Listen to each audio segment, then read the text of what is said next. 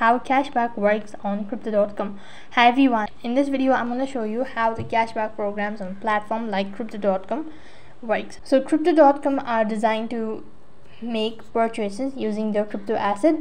Here's how the cashback process typically works. First of all, you need to go ahead and log in into your crypto.com account, and when you're logged in, it offers a different card tier based on the amount of CRO or crypto.com coin you stake. Higher tier cards offer higher cashback rate, and when you use your crypto.com Visa card for the purchase, you receive a percentage of the amount spent back into CRO. Likewise, the cash rate varies depending on the card tier, ranging from 1% to 8%.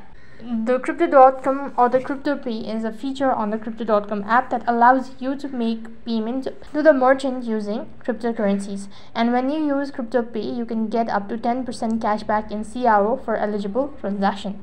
And apart from it, you could also use crypto pay for cashback. You just have to go ahead and download and set up the crypto app.